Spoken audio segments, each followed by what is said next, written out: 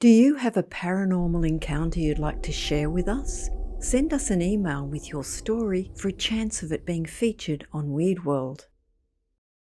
An unsettling spiritual presence can be difficult to explain and understand. Who is this spirit and why are they here?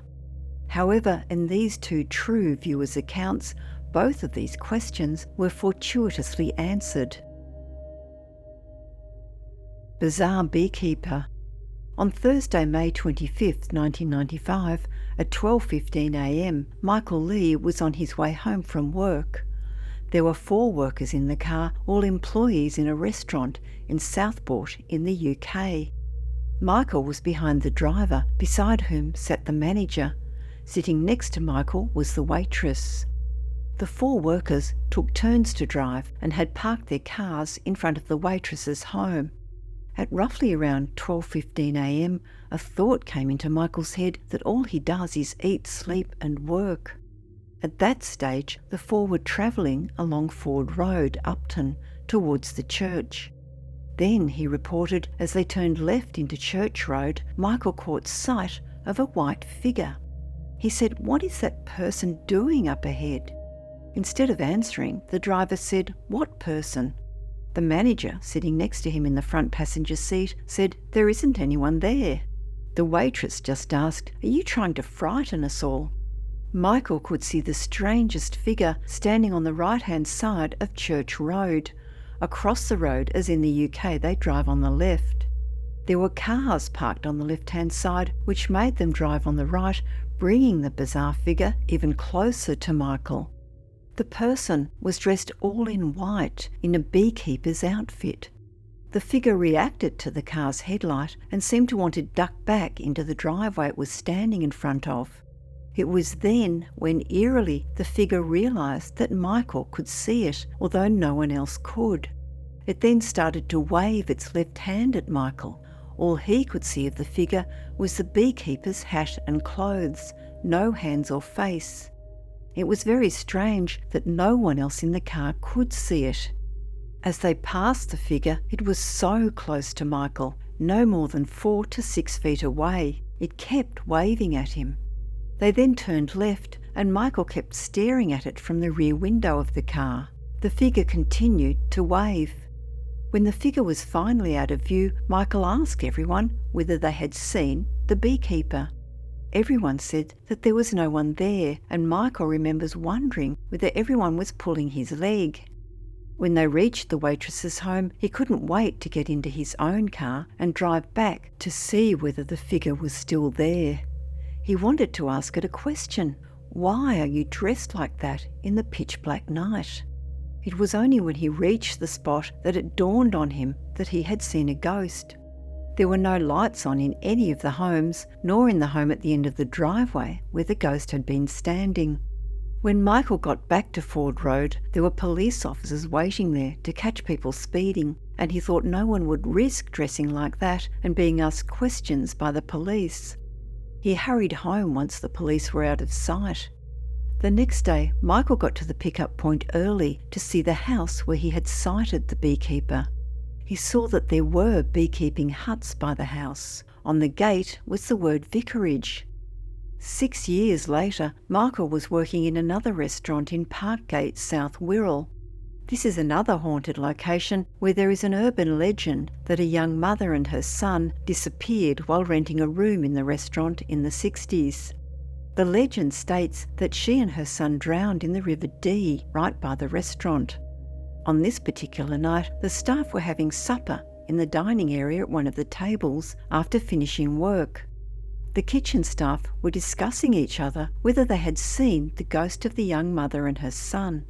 The 3 kitchen workers all said that they had seen her and the little boy in the attic room where they slept.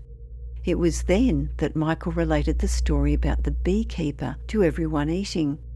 Astonishingly, one of the waiters then just stated to Michael that the ghost was the father of one of his friends.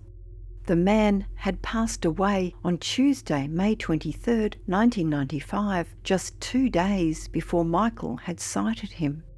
He said that the man was left-handed and kept bees as a hobby. Michael says that his mouth dropped open and everyone just stared at him.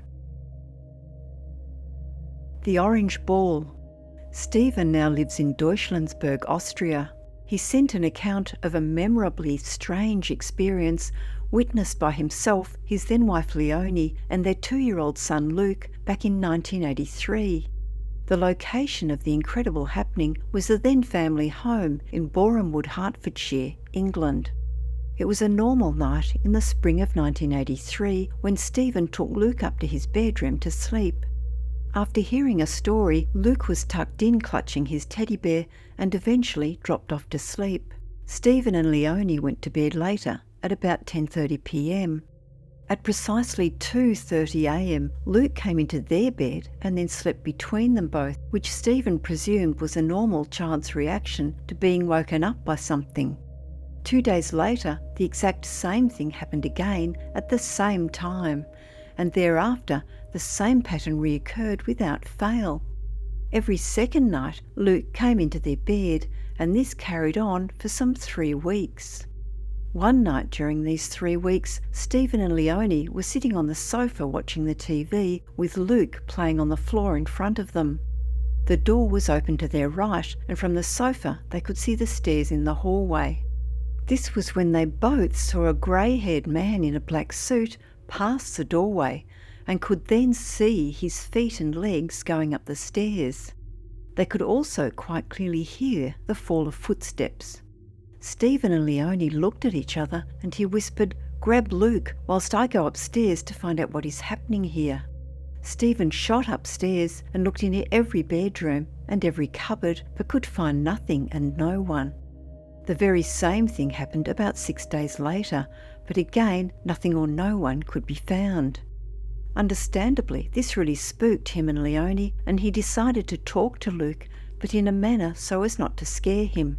The next day, Stephen joined him playing with his toys in the living room, then said, "It's nice and warm between your mum and dad in bed, isn't it?" To which he replied, "Yes." So Stephen asked, "Is your bed cold?" And Luke replied, "No, it's the light and noise that wakes me up." Stephen then asked a really obscure question, "What shape is the noise?" And Luke answered by getting up and bringing him an orange from the fruit bowl. Stephen then asked, "Can you show me where the orange-shaped noise is in your bedroom?" Holding the orange, Luke led Stephen by the hand to his bedroom and held the orange directly in the middle of the door frame. He then started to hum. As this was the night when he would normally come into his parents' bed, Stephen suggested to Leonie that she take Luke into the bed with her and that he would sleep in Luke's small box room. Stephen lay there in Luke's bed and could see the light from the street lamps against the drawn curtains, so thought to himself that maybe this was the light which Luke could see, and the noise could possibly be a taxi bringing somebody home across the street. Stephen fell asleep and was woken up by a humming sound, a pulsating orange light, and a feeling like he was receiving 1,000 volts all over his skin. He was laying on his right side with his back to the open bedroom door, and although he could not move a single muscle, wanted to turn over and see what was happening. Frighteningly, he simply could not move. So little by little, he managed to move his fingers and toes, open and close his mouth, then move his feet and legs, then arms, and somehow he managed to eventually turn his body to see, and he just couldn't believe it. In the middle of the doorway, about 3 feet off the ground, was this orange ball just floating there with a resonating hum and pulsating orange light.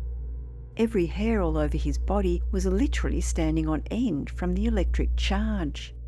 He slapped his face to make sure he wasn't sleeping, got out of the bed and stood in front of this incredible spectacle for about 30 seconds. Then he called out to Leonie, "For goodness sake, get out here quick." She came out of their bedroom and, gasping, stood on the other side of the humming, pulsating, floating orange ball. Both stood there in absolute amazement. Then Leonie said quite sternly, "Okay, you've had your fun. Now it's time for you to leave."